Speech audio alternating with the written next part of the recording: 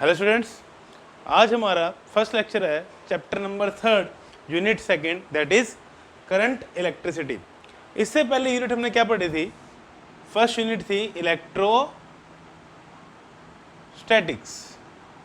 उसमें क्या था? उसमें था चार्ज एट रेस्ट, कि चार्ज एट रेस्ट पे उसके रिलेटेड प्रॉपर्टीज के बारे में पढ़ा था कि वो इलेक्ट्रिक फील्ड प्रोड्यूस करता है, उसकी वजह से इलेक्ट्रिक पोटेंशियल होता है। अब हम क्या डिस्कस करेंगे? अब हम डिस्कस करेंगे चार्ज इन मोशन, कि अब चार्ज किस में डिस्कस करेंगे? मोशन में। अब मोशन में हो सकता है तो दो केसेस पॉसिबल हैं क्या? या तो उसकी स्पीड हो कांस्टेंट, तो मोशन कैसा उसका? यूनिफॉर्म, कि स्पीड क्या उसकी? कांस्टेंट। या स्पीड क्या उसकी? वेरिएबल, यानी नॉन यूनिफॉर्म मोशन। क्लियर? तो अब हमारा जो टॉपिक है दैट इज, और जो हमारा chapter current electricity, that is based on uniform speed, uniform motion of charge. मतलब स्पीड क्या रहेगी? कांस्टेंट। तो क्लियर? तो हम डिस्कस करेंगे चार्ज इन यूनिफॉर्म मोशन। उससे चैप्टर क्या है? Current electricity. तो करंट इलेक्ट्रिसिटी क्या हो गया? It is the branch of physics in which we deals with the charges in motion. तो अब सबसे पहले डेफिनेशन पे आते हैं। चैप्टर के नाम में ही है करंट, कि क्या होता है ये करंट। हमने अपनी डेली लाइफ में बड़ी बार सुना है करंट के बारे में, कि करंट 2 एम्पियर, 3 एम्पियर, 5 एम्पियर का है। तो एक्चुअली में होता क्या है current? whenever a charge is in motion, it produces current। कि जब भी चार्ज, कोई भी चार्ज मोशन में होगा तो क्या प्रोड्यूस करेगा? करंट। क्लियर? तो करंट किसकी वजह से प्रोड्यूस हो रहा है? चार्ज के मोशन की वजह से। अब बात करें इसकी डेफिनेशन की वजह से, डेफिनेशन की, तो क्या होती है डेफिनेशन करंट की? Amount of charge flowing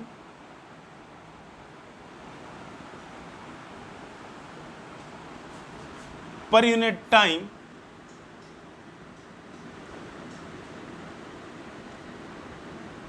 through a given cross section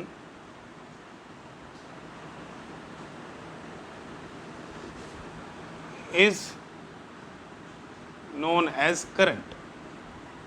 clear? कि जितना चार्ज किसी क्रॉस सेक्शन से पर यूनिट टाइम फ्लो कर रहा है उसको क्या बोलेंगे हम? क्या फ्लो कर रहा है? करंट। जैसे फॉर एग्जांपल बात करते हैं, तुम्हारा डोर है, वो एक क्रॉस सेक्शन है, कैसा है? रेक्टेंगुलर क्रॉस सेक्शन है। तो सपोज करते हैं उसमें 1 सेकेंड में 5 कूलम चार्ज गया। कितना? 1 सेकेंड में 5 कूलम चार्ज। तो हम करंट कितना बोल देंगे? 5। क्लियर? सपोज करते हैं उसमें 1 सेकेंड में 10 कूलम चार्ज आ रहा है, तो करंट कितना हो जाएगा? 10। जैसे फॉर एग्जांपल ये वायर है। अब वायर कैसी शेप की होती है? सिलेंड्रिकल शेप की। ठीक है? इसका क्रॉस सेक्शनल एरिया कैसा है? सर्कुलर। ये होगा इसका एरिया ऑफ क्रॉस सेक्शन। तो 1 सेकेंड में इस क्रॉस सेक्शन से जितना चार्ज क्रॉस करेगा उसको क्या बोलेंगे हम? उससे उतना करंट फ्लो कर रहा है। कि सपोज यहाँ से 5 कूलम चार्ज जा रहा है 1 सेकेंड में, तो हम क्या बोलेंगे? करंट कितना है? 5। उससे 10 कूलम चार्ज जा रहा है 1 सेकेंड में, हम कितना बोलेंगे? करंट कितना है? 10। तो क्या होता है current? It is the amount of charge flowing through a given cross section per unit time is known as current. Clear हो गया? कि जितना चार्ज किसी क्रॉस सेक्शन से यूनिट टाइम में फ्लो होगा उसको क्या बोलेंगे हम? कि वो क्या हो गया? हमारा करंट। ठीक है? तो अब चलते हैं आगे। अब सपोज करो if Q is the charge flowing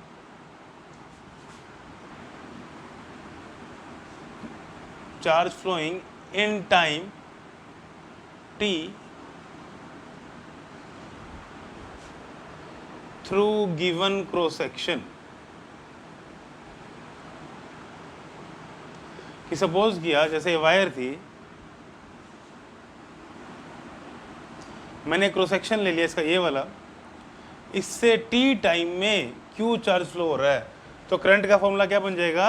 I। Current का symbol will be I।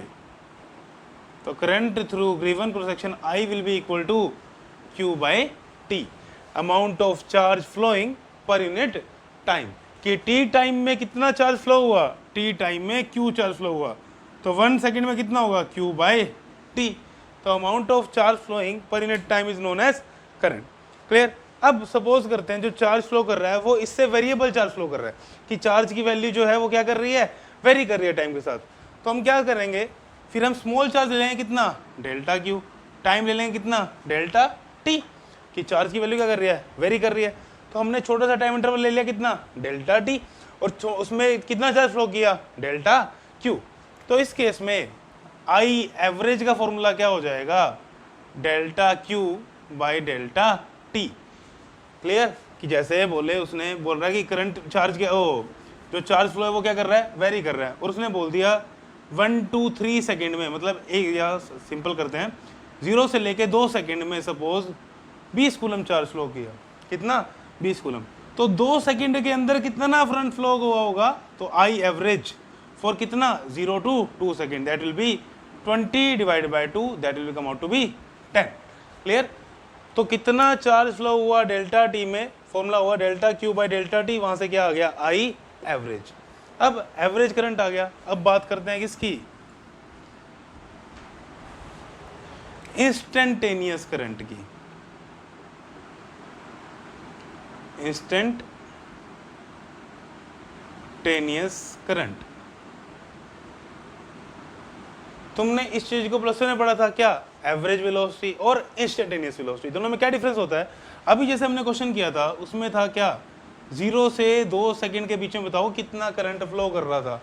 But अगर वो बोल दे बताओ at t is equal to 2 second कितना करंट फ्लो कर रहा था, कि एट अ पर्टिकुलर इंस्टेंट पूछ ले कितना करंट फ्लो कर रहा था, तो हम क्या करते हैं, I instantaneous will be equal to, अब जो टाइम इंटरवल है उसको क्या करते हैं, लगभग अप्रोचेस टू 0, कि जो टाइम इंटरवल है that is very very small. तो लिखते कैसे हैं, limit delta t approaches to 0 and del q by del t, कि जब टाइम की जो टाइम इंटरवल है वो बहुत छोटा है, तो उस टाइम पे जितना चार्ज फ्लो करेगा वो क्या हो जाएगा, that will be delta q by delta T, इसको क्या आ जाएगा, इंस्टेंटेनियस करंट। तो इसको लिखते कैसे हैं, it will be d q by d t. ये चीज़ें तुम सारी प्लस में पढ़ चुके हो, कि current will be differentiation of charge, instantaneous current will be differentiation of charge with respect to time, और एवरेज करंट निकालना तो it will be delta q by delta T.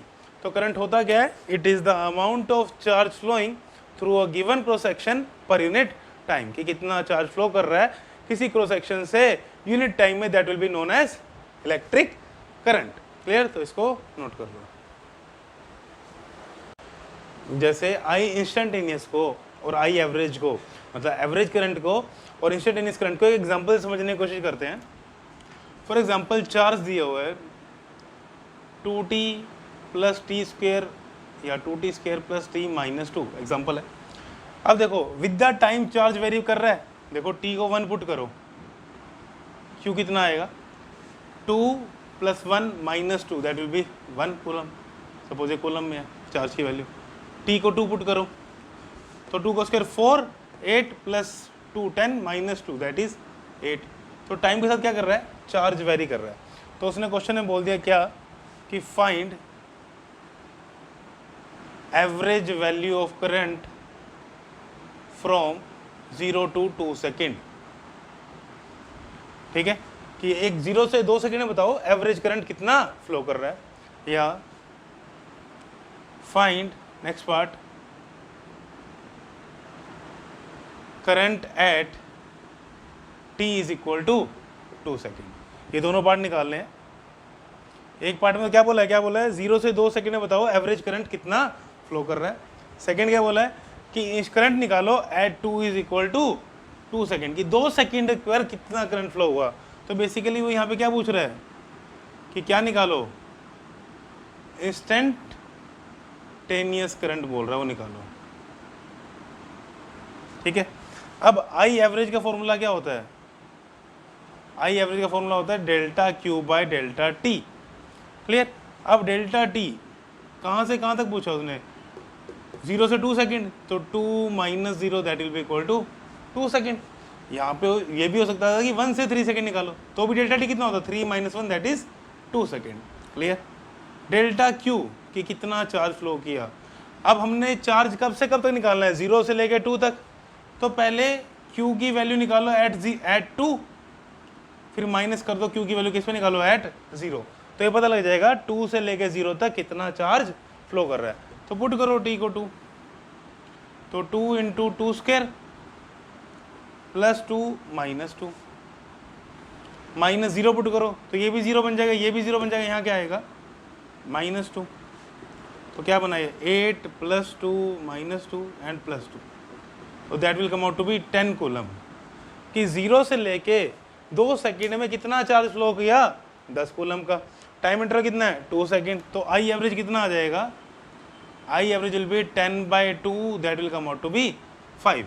कितना करंट आ गया, 5। अभी इसकी यूनिट लिख रहे हैं, अभी डिस्कस करते हैं कि इसकी यूनिट क्या होती है। वैसे की यूनिट क्या होती है, एम्पियर।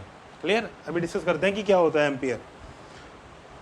समझ आ गया पार्ट। ये हमने क्या निकाला, ये हमने निकाला एवरेज करंट, 0 से 2 सेकेंड में कितना एवरेज करंट फ्लो कर रहा है। अब निकालते हैं क्या, इंस्टेंटेनियस करंट। क्या बताया था इंस्टेंटेनियस करंट का formula, that is dq/dt।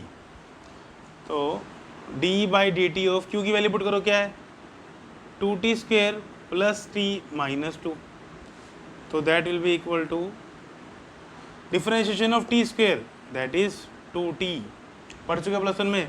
Differentiation of t that is 1, differentiation of 2 that is 0, तो 4t + 1 ये आ गई करंट की value at particular instant.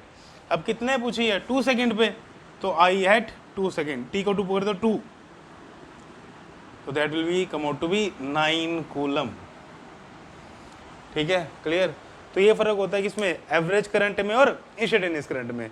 Average current क्या लेते हैं कि एक डेल्टा टी इंटरवल दे दिया उसने, सपोज 0 से 2 सेकेंड, उसमें कितना चार्ज फ्लो कर रहा है डिवाइड बाय टाइम इंटरवल जितना दिया हुआ था, तो वो क्या आ जाएगा हमारा average current for that period.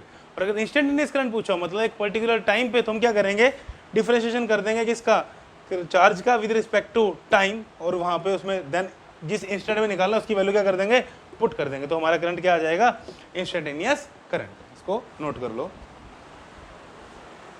अब एक इंपॉर्टेंट पॉइंट डिस्कस करते हैं फॉर न्यूमेरिकल्स। क्या देखो, आई इंस्टेंटेनियस का फॉर्मूला क्या आया था, dq/dt। तो अगर मुझे यहाँ से q निकालना हो तो कैसे निकालेंगे, i dt is equal to dq, तो q will be equal to i dt। Clear. Limit initial time to final time, तो ये फॉर्मूला आ गया चार्ज का। क्लियर।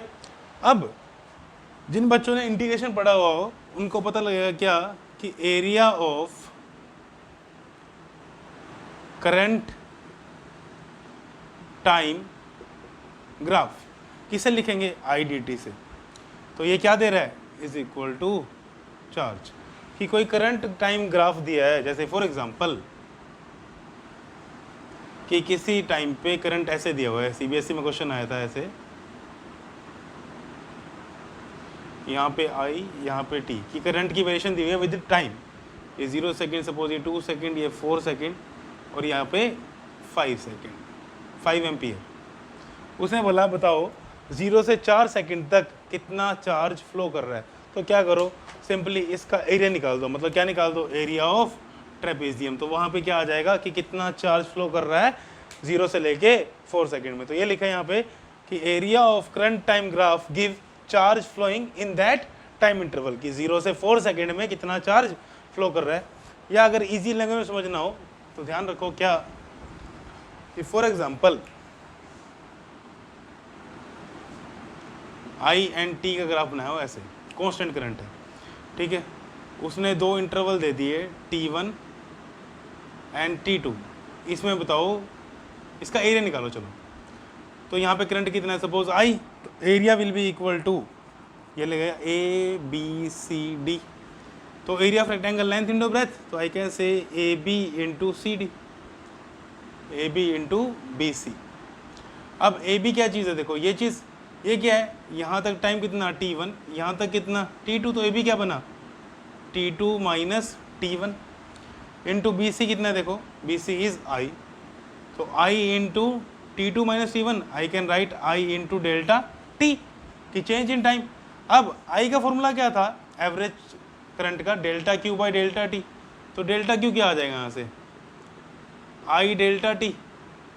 यहाँ पे भी क्या है, I डेल्टा टी। तो area will be equal to delta q, मतलब कितना चार्ज फ्लो कर रहा है डेल्टा टी टाइम में, वो क्या देगा, area of current time graph. ये इंटीग्रेशन क्या से समझा, ये किसी एग्जांपल के से समझ लिया कि area of current time graph क्या देता है हमें, charge flowing in that time interval. तो इस पॉइंट को नोट कर लो, इसके ऊपर सीबीएसई में क्वेश्चन भी आया हुआ। अब आगे बढ़ते हैं, क्या एसआई यूनिट ऑफ करंट। अभी बता ही दिया था मैंने पिछले न्यूमेरिकल में, क्या होती है SI unit of current, that is ampere, symbol is capital A. जो तुमने +1 में 7 फंडामेंटल यूनिट पढ़ी थी उसमें से एक यूनिट क्या थी करंट की, दैट इज एम्पियर। ये फंडामेंटल यूनिट में से एक यूनिट है। अब क्वेश्चन आ जाए कितना होता है 1 एम्पियर करंट। तो आई का फॉर्मूला क्या था, general formula Q by T. अब करंट 1 एम्पियर कब होगा, जब चार्ज कितना होगा 1 कूलम, टाइम भी कितना होगा 1 सेकेंड। तो 1 ampere is equal to 1 coulomb per second. तो कब बोले करंट 1 एम्पियर है, when 1 coulomb of charge is flowing through a given cross section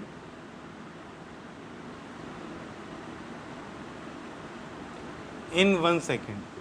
तो हम क्या बोलेंगे, उस क्रॉस सेक्शन से कितना चार्ज फ्लो कर रहा है 1 एम्पियर का, कि अगर 1 कूलम चार्ज फ्लो कर रहा है 1 सेकेंड में किसी क्रॉस सेक्शन से, कि सपोज ये क्रॉस सेक्शन है, इस क्रॉस सेक्शन से, इस एरिया से 1 कूलम चार्ज फ्लो किया 1 सेकेंड में, तो क्या बोलूँ यहाँ से करंट कितना फ्लो कर गया 1 एम्पियर। क्लियर, इसको नोट कर लो। अब हमने करंट तो पढ़ लिया कि करंट क्या होता है, जब भी चार्ज मोशन में हो तो क्या होता है, करंट फ्लो करता है। अब बात करते हैं करंट इन कंडक्टर्स, कि कंडक्टर्स में कैसे फ्लो करता है करंट। आप ध्यान समझना, अब कंडक्टर है मतलब वहां पे क्या है, फ्री इलेक्ट्रॉन्स है। क्लियर, कि कोई भी कंडक्टर क्यों ना उसमें क्या होंगे, हमेशा फ्री इलेक्ट्रॉन्स। और फ्री इलेक्ट्रॉन्स रेस्ट में तो होंगे नहीं, वो क्या कर रहे होंगे, मूव कर रहे होंगे। क्यों मूव कर रहे होंगे, क्योंकि फ्री इलेक्ट्रॉन्स को क्या मिल रही है, सराउंडिंग की वजह से उन्हें हीट मिल रही है, उसका मतलब उसे क्या मिल रही है, थर्मल एनर्जी। ठीक है, कि जब भी हमने एक कंडक्टर लिया, फॉर एग्जांपल कि ऐसे एक कंडक्टर ले लिया हमने, ठीक है, इसमें क्या है, फ्री इलेक्ट्रॉन्स है जो क्या कर रहे हैं, मूव कर रहे हैं।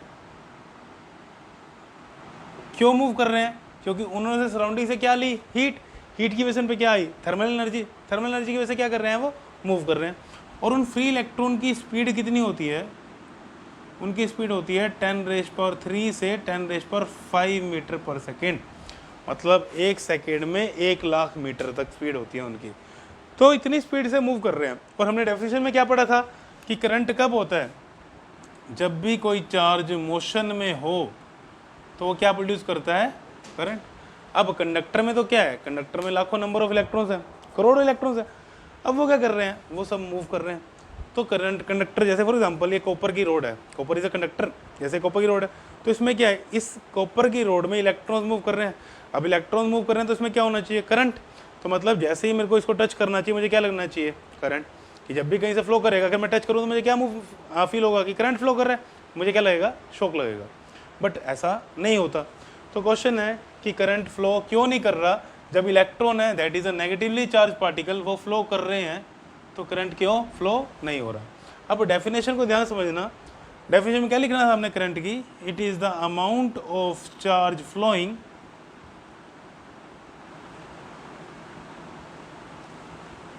Through given cross section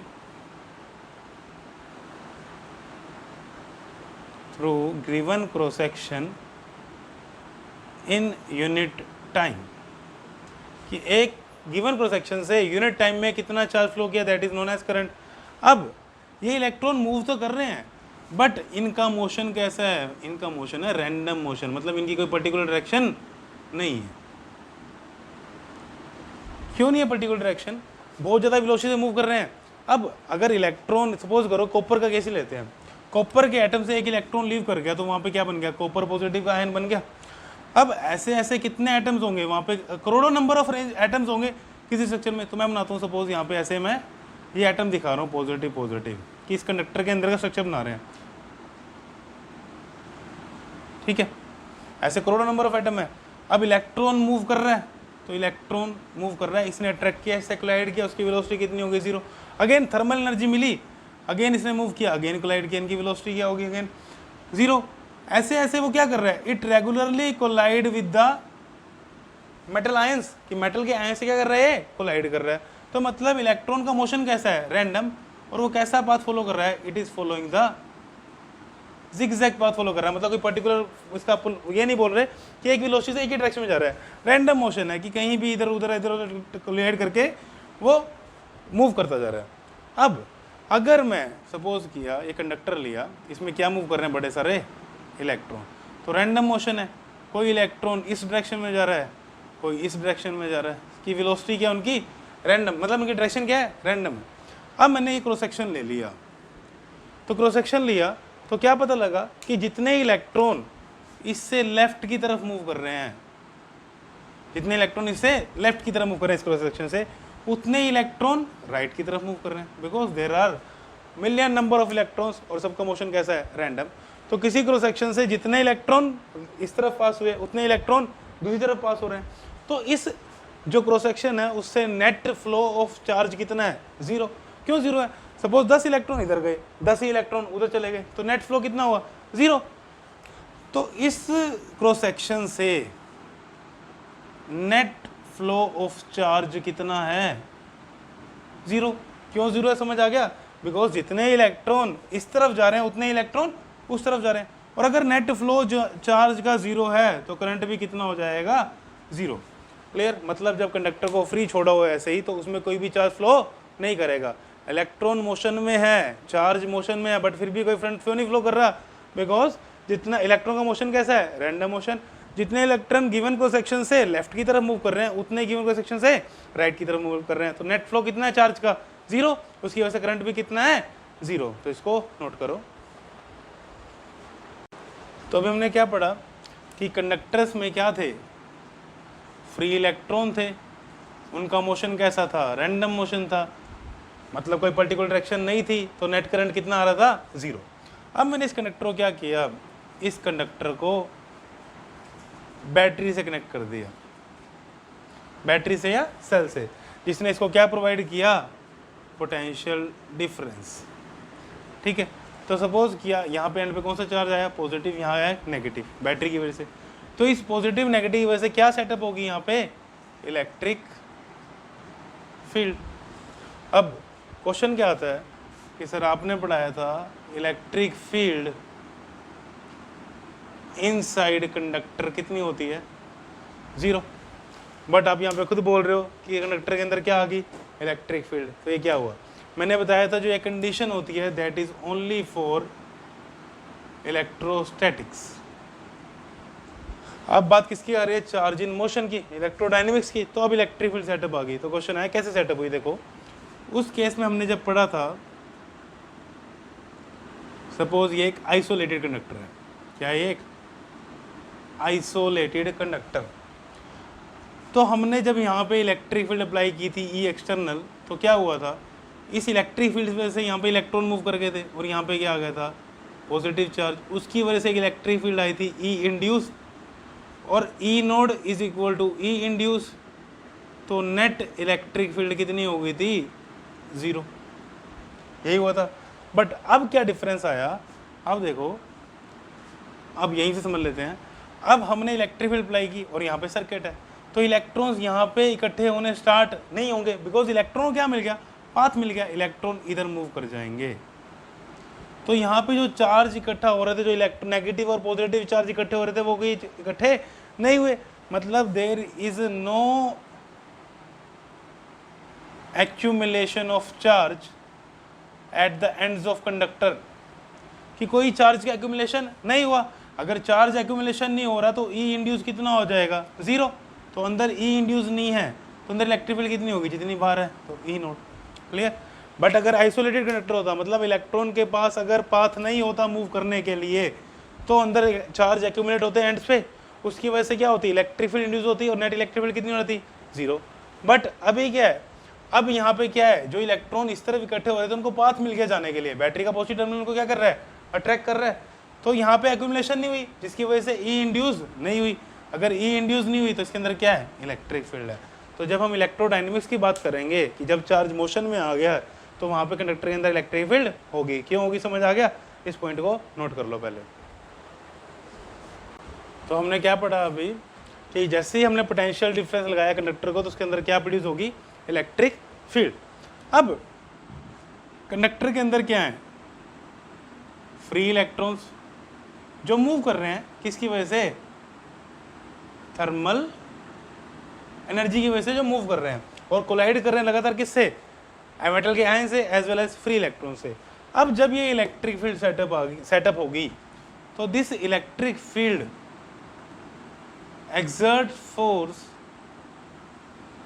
on free electrons, कि एक और फोर्स लग गया इलेक्ट्रॉन पे, पहले उस पर थर्मल एनर्जी की वजह से मूव कर रहे थे, अब एक और फोर्स लगा इलेक्ट्रॉन पे, किसकी वजह से, इलेक्ट्रिक फील्ड पे, और किस तरफ, इन द अपोजिट डायरेक्शन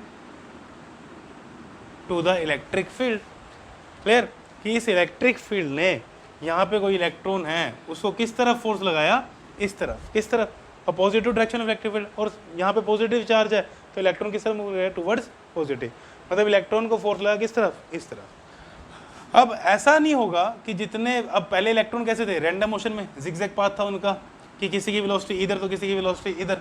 अब ऐसा नहीं होगा कि सारे के सारे इलेक्ट्रॉन एकदम इधर मूव करने लग जाएंगे।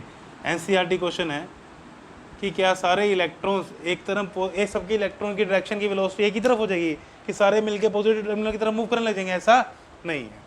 क्लियर, क्यों नहीं है ऐसा, अब सपोज करते हैं ये एक इलेक्ट्रिक फील्ड है, एक इलेक्ट्रॉन रैंडम डायरेक्शन में इस तरफ मूव कर रहा है, रैंडम, इसके ऊपर इलेक्ट्रिक फील्ड ने फोर्स लगाया इधर, तो इसकी वेलोसिटी इधर, फोर्स लगाया इधर, तो इलेक्ट्रॉन एकदम इधर जाएगा, नहीं जाएगा इधर, क्यों नहीं जाएगा, बिकॉज उनका रिजल्टेंट एक्ट करेगा जिस तरफ, कि सपोज एक पार्टिकल है वो इस तरफ जा रहा है, मैंने फोर्स लगाया इस तरफ, तो क्या वो एकदम इस तरफ मूव कर जाएगा, नहीं, वो धीरे धीरे धीरे धीरे इस तरफ मूव करेगा। ठीक है, तो सारे के सारे इलेक्ट्रॉन एकदम वेलोसिटी इस तरफ गेन नहीं करेंगे। अब होगा क्या, इस इलेक्ट्रिक फील्ड ने, ये electric field continuously force act करवा रही है इलेक्ट्रॉन पे टुवर्ड इसके अपोजिट डायरेक्शन में। अब यहाँ पे क्या है, बीच में पॉजिटिवली चार्ज आयन है, जैसे हम कॉपर की बात कर रहे हैं तो ये वो आयन्स हैं जिनसे इलेक्ट्रॉन छोड़ के गए, जिनको इलेक्ट्रॉन लीव कर गए हैं। ठीक है, अब ये मूव नहीं कर सकते बिकॉज ये फिक्स हैं, इनमें बॉन्ड्स है आपस में। तो एक इलेक्ट्रॉन है, सपोज वो इधर मूव कर रहा है, तो इसको इधर इस आयन ने खींचा, इस तरफ इलेक्ट्रिक फील्ड फोर्स लगा रही है, तो ये सपोज इधर है, तो इस इलेक्ट्रॉन को कितने फोर्स एक्सपीरियंस करने पड़ रहे हैं, एक तो इसको जो आयन्स बने हुए हैं ये अट्रैक्ट कर रहे हैं, एक इलेक्ट्रॉन, इलेक्ट्रॉन में क्या है, रिपल्शन, एक है जो इलेक्ट्रिक फील्ड इसको किस तरफ फोर्स लगा रही है, इस तरफ। तो इस इलेक्ट्रॉन का पाथ कैसा होगा, इसका पाथ होगा जिगजैग। कैसा पाथ होगा, जिगजैग। बट ये जो फोर्स है it is continuously acting towards left side. अगर इस डायग्राम के अकॉर्डिंग देखें तो इलेक्ट्रॉन पाथ तो इसका जिगजैग होगा, कि अगर मैं एक इलेक्ट्रॉन की बात करूं, ये पाथ तो इसका जिगजैग है, ये ऐसे मूव कर रहा है, बट ये थोड़ा सा डिस्प्लेस हो जाएगा किस तरफ, in the opposite direction to electric field. मतलब इलेक्ट्रॉन जिगजैग पाथ फॉलो करके, मतलब यहाँ पे ऐसे कोलाइड कर करके ये इलेक्ट्रॉन इधर आ जाएगा, मतलब थोड़ा सा क्या कर जाएगा, डिस्प्लेस कर जाएगा इलेक्ट्रॉन किस तरफ, टुवर्ड्स द पॉजिटिव टर्मिनल। अब यहाँ पे क्या है, कंडक्टर के अंदर दे रहा है मिलियन नंबर ऑफ इलेक्ट्रॉन, तो सारे इलेक्ट्रॉन क्या होंगे, थोड़ा सा डिस्प्लेस कर जाएंगे किस तरफ, टुवर्ड्स पॉजिटिव टर्मिनल। ये सपोज किया कि मैंने क्रॉस सेक्शन लिया, यहाँ पे जो इसके बिल्कुल पास इलेक्ट्रॉन थे, मिलियन नंबर ऑफ इलेक्ट्रॉन है, ये क्या कर गए, इस क्रॉस सेक्शन से ड्रिफ्ट कर गए किस तरफ, इस तरफ। तो मतलब कुछ चार्ज का फ्लो शुरू हुआ इस क्रॉस सेक्शन से, किसकी वजह से, जो फोर्स लगाया किसने, इलेक्ट्रिक फील्ड ने। तो जब इस क्रॉस सेक्शन से नेट चार्ज इस तरफ फ्लो हुआ तो मैं क्या बोलूँगा, क्या फ्लो हो रहा है, there is current flowing in the conductor. समझ आ गया करंट क्यों फ्लो हुआ, इलेक्ट्रॉन का पाथ अभी भी स्ट्रेट लाइन में नहीं है, इलेक्ट्रॉन का पाथ कैसा है, जिगजैग पाथ है। क्लियर, बट इलेक्ट्रॉन्स डिस्प्लेस हो रहे हैं किस तरफ, टुवर्ड द पॉजिटिव टर्मिनल। चाहे बहुत स्मॉल डिस्प्लेसमेंट है बट टाइम के साथ वो क्या कर रहे हैं, डिस्प्लेसमेंट। मतलब अगर मैं कोई क्रॉस सेक्शन लूँ तो इससे कुछ टाइम में इलेक्ट्रॉन इधर से इधर मूव करके, और जब भी इलेक्ट्रॉन मूव करके तो वहाँ से क्या फ्लो होगा, करंट। की चार्ज फ्लो होगा तो क्या फ्लो होगा, करंट। तो यही था कि कंडक्टर्स में करंट कैसे फ्लो करता है। जब हमने इलेक्ट्रिक फील्ड नहीं लगाई, in the absence of electric field, और I can say potential difference, current कितना था, जीरो। क्यों जीरो था, क्योंकि इलेक्ट्रॉन का मोशन कैसा था, रैंडम मोशन, की उसकी पर्टिकुलर डायरेक्शन नहीं थे। तो जितने इलेक्ट्रॉन एक क्रॉस सेक्शन से लेफ्ट की तरफ जा रहे थे, उतने इलेक्ट्रॉन किसी क्रॉस सेक्शन से राइट की तरफ जा रहे थे। तो नेट मूवमेंट चार्ज की कितनी थी, जीरो। बट जैसे ही हमने इलेक्ट्रिक फील्ड को अप्लाई किया, उन सब फ्री इलेक्ट्रॉन में फोर्स किस तरफ लगा, in the opposite direction to electric field. तो सारे इलेक्ट्रॉन्स क्या कर गए, सारे इलेक्ट्रॉन स्टार्ट मूव करना, फोर्स किस तरह एक्सपीरियंस किया, in the opposite direction to electric field. तो वो एक तरह से मूव कर गए किस तरफ, तो बढ़ता पॉजिटिव टर्मिनल। तो कुछ अगर मैं क्रॉस सेक्शन लूँ तो उससे कुछ इलेक्ट्रॉन का मूवमेंट किस तरफ हुई होगी, टुवर्ड द पॉजिटिव टर्मिनल, मतलब वहां से क्या फ्लो हो गया, करंट। क्लियर। तो कंडक्टर्स में करंट किसकी वजह से फ्लो हुआ, due to movement of electron towards the positive terminal, उसकी वजह से क्या फ्लो हो गया, करंट। तो इसको नोट कर लो। तो अभी तक हमने क्या डिस्कस किया कि करंट कंडक्टर में कैसे फ्लो करता है। जब कोई इलेक्ट्रिक फील्ड अप्लाई नहीं की तो इलेक्ट्रॉन का मोशन कैसा है, रैंडम मोशन है। मतलब जितने इलेक्ट्रॉन किसी क्रॉस सेक्शन से लेफ्ट की तरफ जा रहे हैं उतने ही राइट की तरफ, तो उससे करंट कितना होगा, जीरो। मतलब एब्सेंस ऑफ इलेक्ट्रिक फील्ड में net current through the conductor is zero. जैसे ही हमने इलेक्ट्रिक फील्ड अप्लाई की, उसको इलेक्ट्रिक फील्ड की वजह से फोर्स लगा किस तरफ, in the opposite direction to the electric field. तो इलेक्ट्रॉन किस तरफ मूव करना चाह रहा है, पॉजिटिव टर्मिनल की तरफ। बट क्या होगा, वहाँ पे कोलिजन होंगे, तो वो नेट डिस्प्लेस तो होगा पॉजिटिव टर्मिनल की तरफ, बट ये नहीं है कि वो सीधा सीधा पॉजिटिव टर्मिनल की तरफ मूव करना शुरू कर जाएगा। But the net displacement of the electron is towards the positive terminal, जिसकी वजह से क्या फ्लो होगा, करंट फ्लो होगा। अब बात करते हैं किसकी, डायरेक्शन ऑफ करंट की। किसकी, डायरेक्शन ऑफ करंट। अब कन्वेंशनली हर चीज कहाँ फ्लो करती है कि water will flow from high pressure to low pressure, heat will flow from high temperature to low temperature.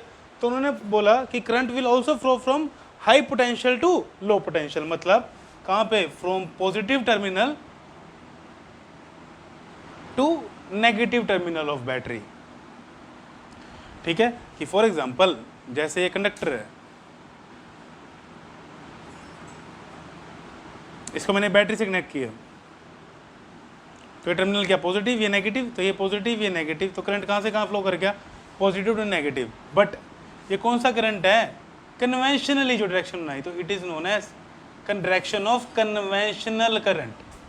Clear, कि कन्वेंशनल करंट किस तरह फ्लो करना चाहिए, पॉजिटिव टू नेगेटिव टर्मिनल, और I can say from high potential to low potential. But जब study होती गई तो हमने क्या देखा कि करंट किसकी वजह से फ्लो कर रहा है कंडक्टर में, इलेक्ट्रॉन की वजह से। और इलेक्ट्रॉन किस तरफ फ्लो करते हैं, मतलब इलेक्ट्रॉन की मूवमेंट किस तरफ होती है, फ्रॉम नेगेटिव टू पॉजिटिव। तो जो ये इलेक्ट्रॉनिक करंट है इसको बोलते हैं इलेक्ट्रॉनिक करंट।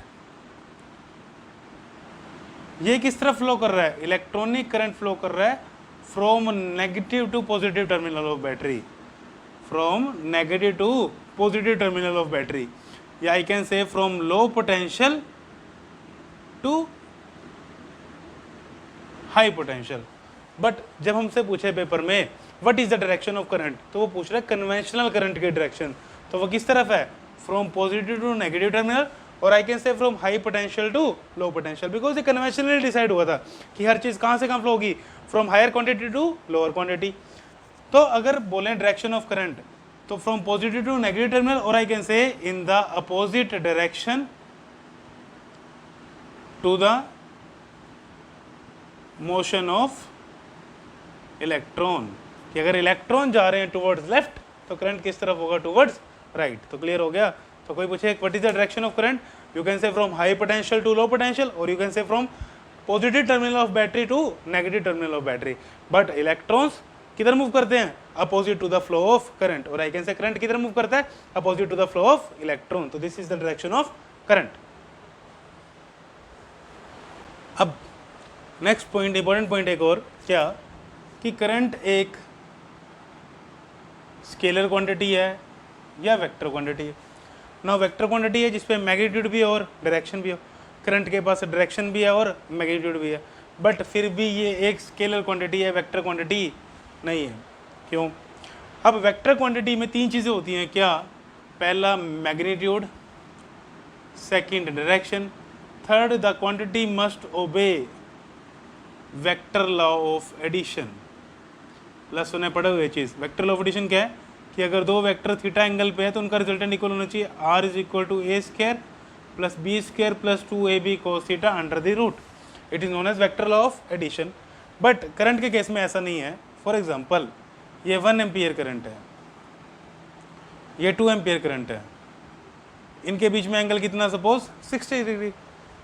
तो क्वेश्चन आता है कि इधर जब मुझे नेट करंट निकालना है तो क्या मैं इस फॉर्मूले से निकालूंगा कि √1 का स्क्वायर प्लस √2 का स्क्वायर प्लस 2 × 1 × 2 × cos 60? ऐसा नहीं है। क्यों? बिकॉज जितना चार्ज यहाँ से फ्लो किया, जितना चार्ज यहाँ से फ्लो किया, दोनों मिला के यहाँ से फ्लो कर रहे हैं ना, because charge is always conserve. तो टोटल करंट हो जाएगा, वो सम हो जाएगा, दैट मस्ट बी 3 एम्पियर। ठीक है, तो चीज़ समझ आएगी कि वेक्टर लॉ ऑफ एडिशन से ये ओबे नहीं कर रहा कि अगर यहाँ पे एंगल 60 की बजाय 30 भी हो जाए तो भी करंट कितना होगा, 3 एम्पियर। मतलब जो नेट करंट फ्लो कर रहा है इन दोनों की वजह से वो इसके एंगल पे डिपेंड नहीं करता। मतलब जो करंट है, करंट जो क्वांटिटी है that does not obey vector law of addition, वो current vector law of addition को ओबे नहीं करता। इसलिए इस क्वांटिटी को क्या बोलते हैं हम, स्केलर क्वांटिटी। करंट के पास डायरेक्शन तो है बट फिर भी वो वेक्टर लॉ ऑफ एडिशन को ओबे नहीं करता, that's why current is known as scalar quantity. Clear? तो चीज़ ध्यान रखना कि करंट के पास डायरेक्शन होते हुए भी वो कौन सी क्वांटिटी है, स्केलर क्वांटिटी। तो आज के लेक्चर में हमने क्या डिस्कस किया, हमने सबसे पहले डिफाइन किया किसको, करंट को। क्या होता है current? It is the amount of charge flowing through a given cross section per unit time, कि एक यूनिट टाइम में कितना करंट फ्लो होगा गिवन क्रॉस सेक्शन से, उसको क्या बोलेंगे हम कि इतना करंट फ्लो कर रहा है। करंट की यूनिट क्या पढ़ी हमने, एम्पियर। और 1 एम्पियर करंट कितना होता है, जब 1 कूलम चार्ज फ्लो होगा 1 सेकेंड में। देन ऐसा यूनिट ऑफ करंट क्या पढ़ी हमने, एम्पियर, सॉरी एम्पियर डिफाइन कर चुके हैं। देन डायरेक्शन ऑफ करंट क्या पढ़ी हमने, from positive terminal to negative terminal, और I can say in the opposite direction to the motion of electron. Then current के बारे में क्या पढ़ा, करंट डायरेक्शन होते हुए भी कौन सी क्वांटिटी है, स्केलर क्वांटिटी। क्यों? बिकॉज वो वेक्टर लॉ ऑफ एडिशन को ओबे नहीं करता। फिर हमने पढ़ा कंडक्टर में करंट कैसे फ्लो करता है, उस टॉपिक को ध्यान रखना बिकॉज अगले लेक्चर में उस टॉपिक का यूज होगा। क्लियर? तो आज के लिए बस इतना ही।